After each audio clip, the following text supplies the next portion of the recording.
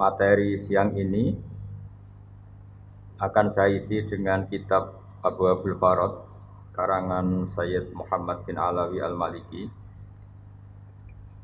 sebagai referensi atau sebagai pegangan tradisi NU Nahdlatul Ulama,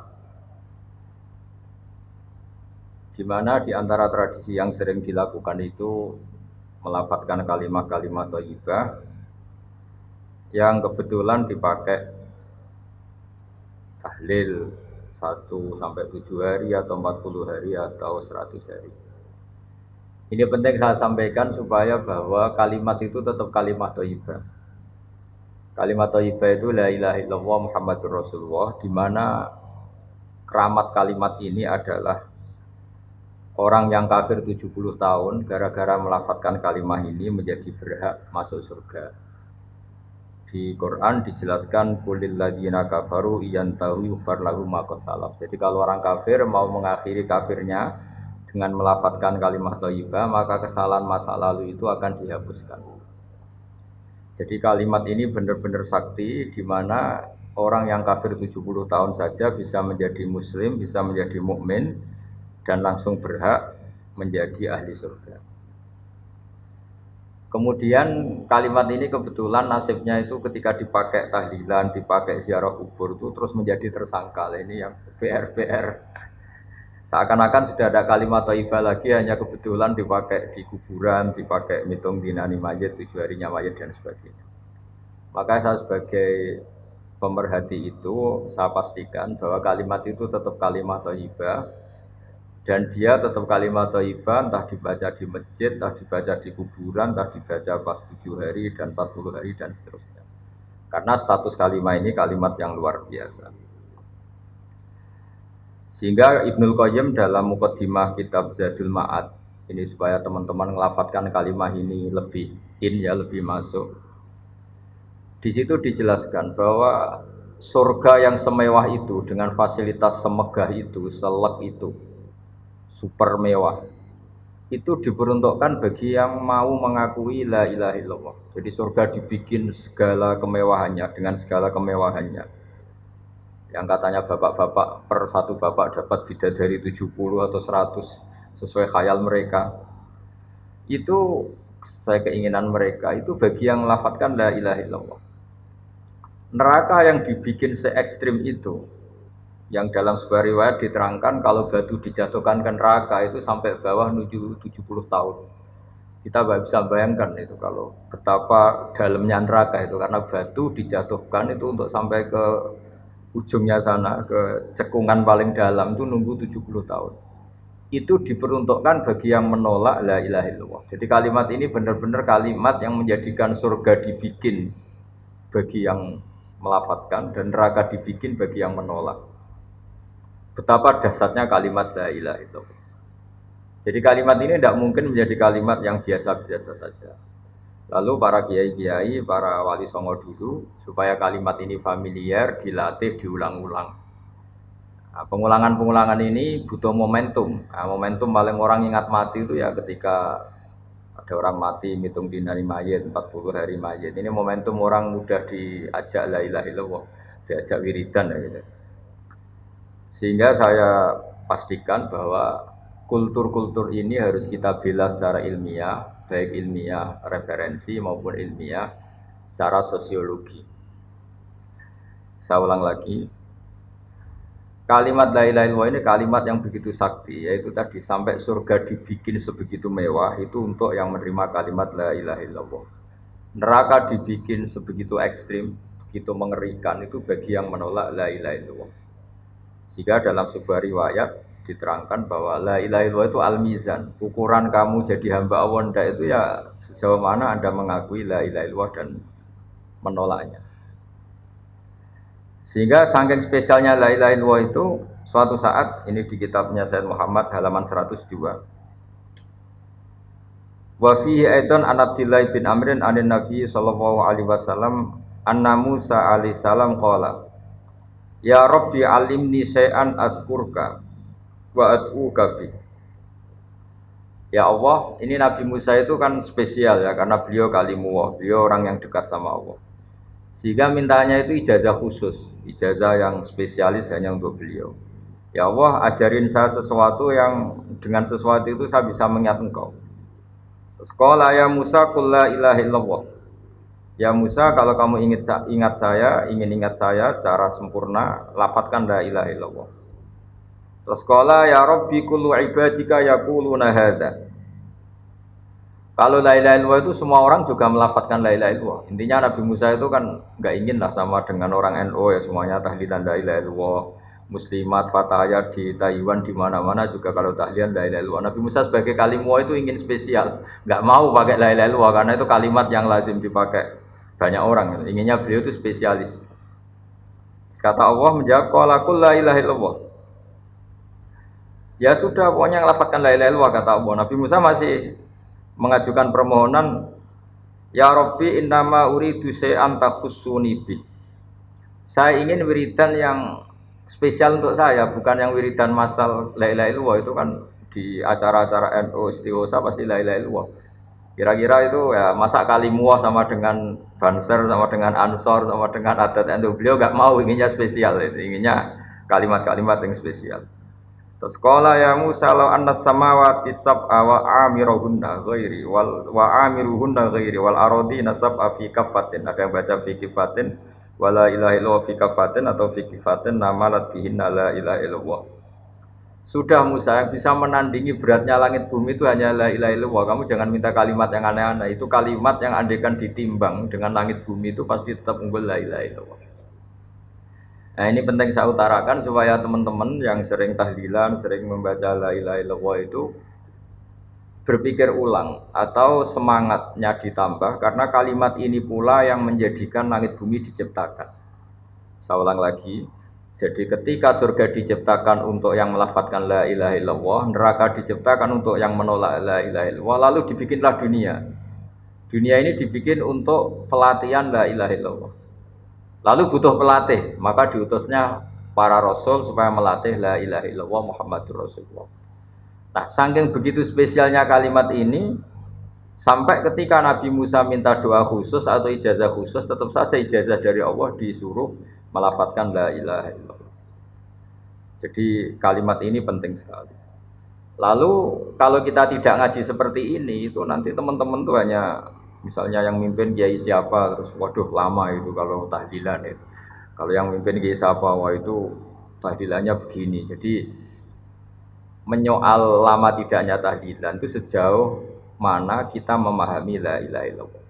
Kalau kita memahami la ilaha illallah adalah kalimat spesial, maka kita menghormati pada orang mukmin yang lain juga gampang.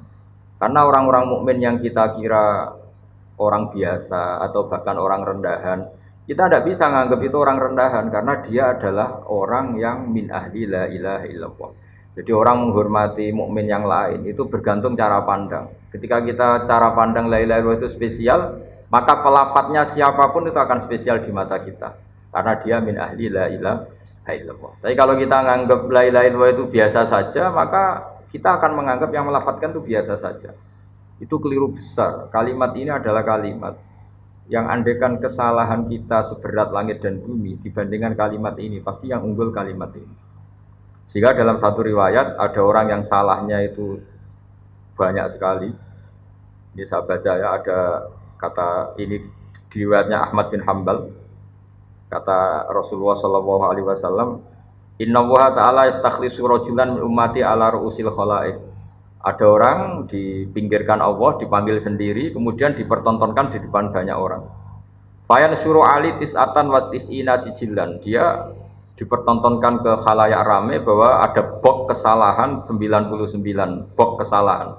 99 kotak kesalahan.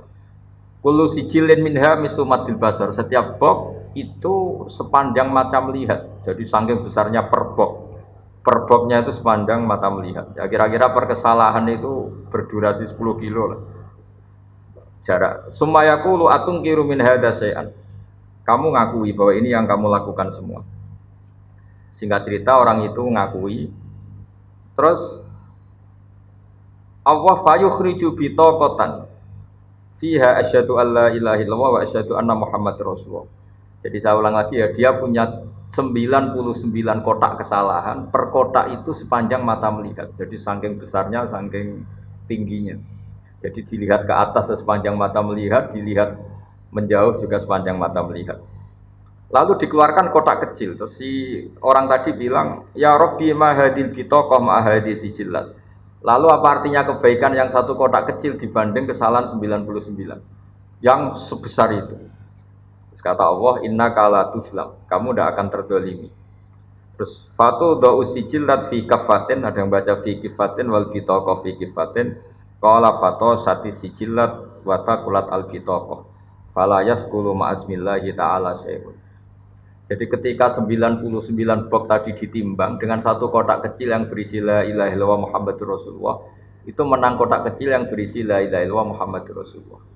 Karena nama Allah ini tidak akan tertandingi, nama Allah ini tidak akan terkalahkan. Jadi ibaratnya beginilah, para malaikat itu kalau ditanya, ini satu timbangan kecil tapi ada nama Allah dengan yang sebesar itu, sebanyak itu tapi tidak ada Allahnya. Tentu malaikat akan milih yang ada Allah, yaitu la ilaha illallah. Jadi ini penting saya utarakan supaya para pelafaz la ilaha illallah itu meyakini bahwa kalimat ini spesial. Sehingga tidak risau, tidak susah ketika itu dituduh bid'ah atau dituduh khurafat. Karena kalimat ini tetap thayyibah. Kalimat ini tetap spesial. Bahwa guru-guru kita ngajarin ketika untuk 1 hari mayat atau 7 hari itu kultur saja. Sehingga orang NU sendiri ya jangan melafatkan itu nunggu diundang tahlil. Kalau diundang tahlil melafatkan itu, kalau ndak itu ya keliru juga. Itu ya sama saja salah, itu kalimat yang spesial kalau kita bacanya pendak diundang tahlil itu juga salah. Tapi salah juga kalau kalimat ini menjadi tidak spesial hanya karena tuduhan-tuduhan kita dianggap khurafat atau bid'ah.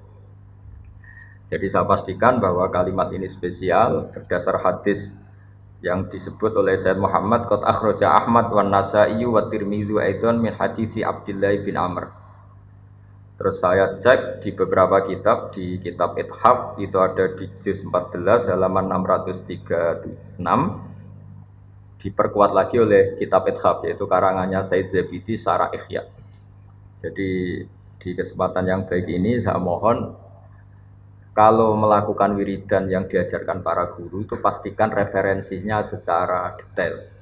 Kemudian barokahnya referensi itu kita tidak gamang, tidak risau, tidak gentar kalau mengalami tuduhan yang macam-macam. Karena kalimat ini tetap kalimat thayyibah. Status permanennya itu kalimat thayyibah.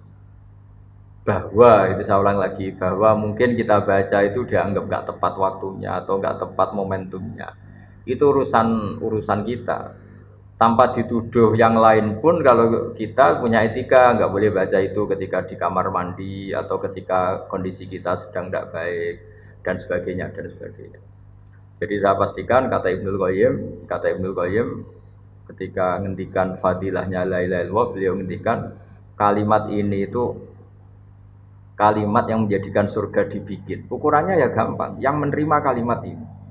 Neraka yang begitu ekstrim, begitu horor, menakutkan, dibikin juga bagi yang menolak kalimat ini. Betapa kalimat ini yang menjadikan ada surga dan neraka. Ukurannya ya kalimat ini, yang melapatkan atau yang menolak. Nah dengan spesial kalimat itu, maka terus kiai-kiai mentradisikan supaya sering dibaca. Satu-satunya momentum yang orang kumpul ya tadi, pas istighosa, pas tahlilan, pas ada orang meninggal, atau pas istisqa, pas ya sudah seperti itu. Terus yang terakhir dalam madzhab Abdul Hasan Asyadzili, kalimat itu harus diulang-ulang karena kalimat itu kalau kamu baca secara benar itu menjadikan alasan kamu diampuni dosa kamu. Makanya dalam madzhab Asyadzili itu sebagian madzhab itu istighfar itu setelah kalimat tauhid. Jadi ada 2 thariqah besar. Yang satu menyuruh istighfar dulu baru kalimat thayyibah. Alasannya suci dulu baru melafadzkan kalimat yang suci. Tapi kalau dalam madzhab Abdul Hasan Asyadzili tidak. Kalimat ini itu sudah otomatis istighfar. Buktinya orang kafir yang 70 tahun kafir sekali melafadzkan la ilaha illallah itu langsung diampuni dosanya. Tanpa syarat harus istighfar. Karena di Quran itu hanya kulil ladzina kafaru iyantahu yufar lahum ma qad salaf. Jadi kalau orang kafir 70 tahun kok melafadzkan la ilaha illallah itu otomatis masa lalunya diampuni. Berarti kalimat ini itu sudah otomatis fungsinya itu mengampuni dosa. Nah, makanya dalam pikiran Thariqah Syadziliyah itu Fa'lam annahu la ilaha illallah wastaghfir li dzambika. Kamu harus yakin la ilaha illallah. Kemudian atas nama kalimat itu kamu baru beristighfar. Ya masuk akal juga karena kalau misalnya orang kafir belum pernah melafadzkan la ilaha illallah kemudian dia istighfar, istighfar itu tidak ada gunanya. Jadi istighfar mulai ada gunanya kalau setelah kalimat tauhid. Kalau tanpa kalimat tauhid istighfar tidak ada gunanya. Maka dalam sebagian mazhab Syadzili disebut kalimat ini pastikan dulu baru istighfar. Karena kalimat ini sudah otomatis mengandung istighfar. Tapi ada juga yang cara berpikir kalimat ini kalimat suci. Maka butuh muqaddimah. Muqaddimahnya apa? Sebelum melafadzkan kalimat itu istighfar dulu. Ya saya pikir itu nggak perlu diperdebatkan karena itu masalah dzauq, masalah rasa, masalah sanad, juga masalah ijazah. Ya monggo mawon kalau mau wiridan la ilaha illallah dulu atau istighfar dulu. Yang penting saya pastikan kesakralan kalimat ini tidak bisa gugur oleh tuduhan apapun, oleh pikiran apapun. Karena kalimat ini status permanennya itu al-baqiyatus sholihat, kalimat yang abadi, kalimat yang selalu layak, as-sholihat itu selalu layak dibaca di dunia maupun di akhirat.